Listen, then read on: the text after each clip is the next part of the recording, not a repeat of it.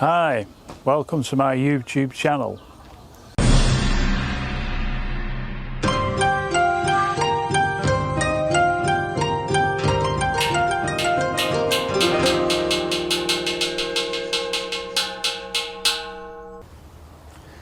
If you think of going on holiday or vacation, you probably go and buy one of these, and it's a holiday guide for the country that you're going to. I bought this several years ago when I first started coming to Thailand, and in this book there's a list of 38 must-see sites in the whole of Thailand, and on number 36 is Wat Phu Tok.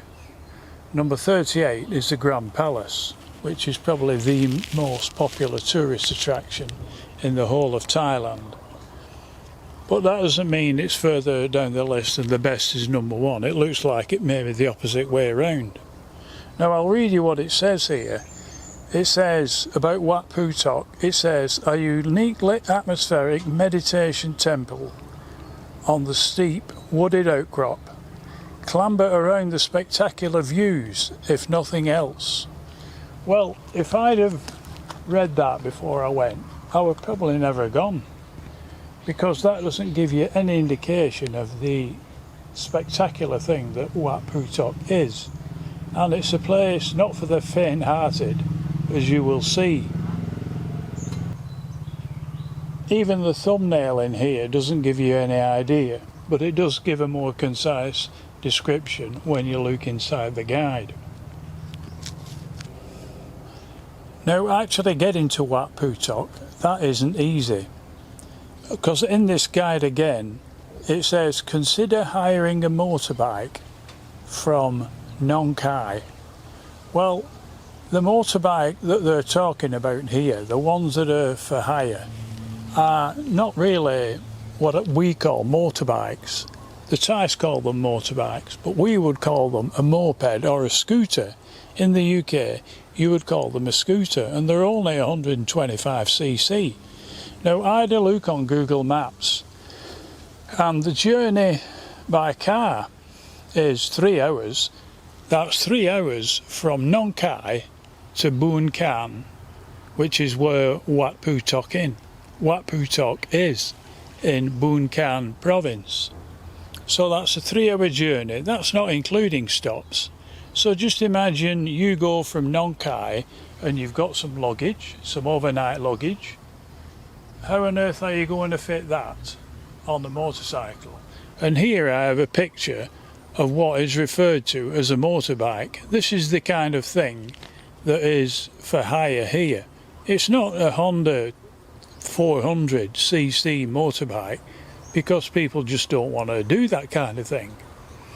So my advice is do what I did and go by a private car. It is the only way. There is public transport, but again, I can't imagine doing that journey by public transport. You could spend all day trying to get there, and then you just get lost. Now, in the grounds of the Wat itself and the surrounding area, there isn't anywhere to stay really.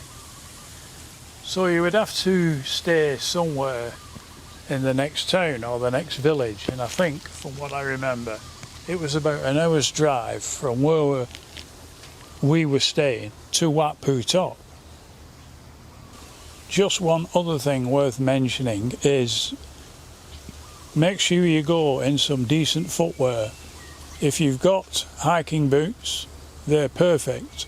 If you've got trainers, okay, but don't think about tackling these stairs and walkways in flip-flops, because when you get up there, some of the planks or the boards have gaps between, which vary between 1 and 2 inch, and if you go over on your ankle, you will be in trouble, because you'll be at the top. It's 360 meters, so at any point you could be up there with an injured ankle or whatever, and you would have big problems trying to get down.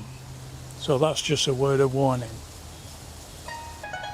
So without any further ado, let's go and see what it's like. As you get closer, the horizontal white lines reveal themselves to be painted wooden walkways, built to give the temple 7 levels to represent the 7 stages of enlightenment. I was taken aback when I first saw this because I thought it was real.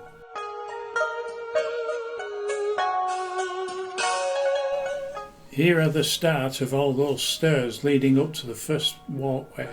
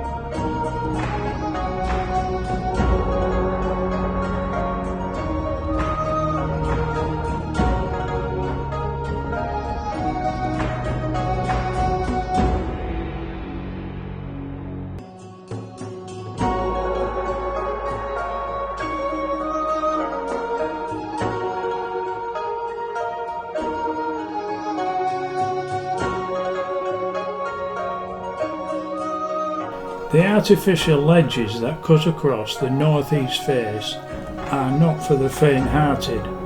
They are one way of getting to the dramatic northwest tip here on level 5, on the other side of the deep crevice, spanned by a wooden ledge.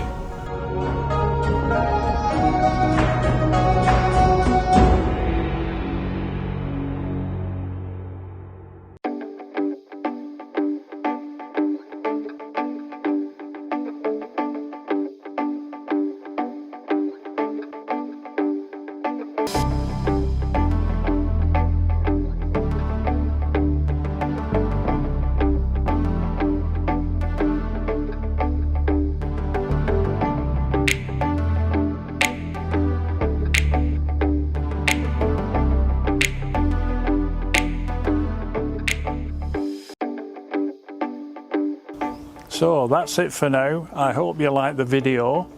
If you did, please subscribe and also give it a like, and I'll see you next time.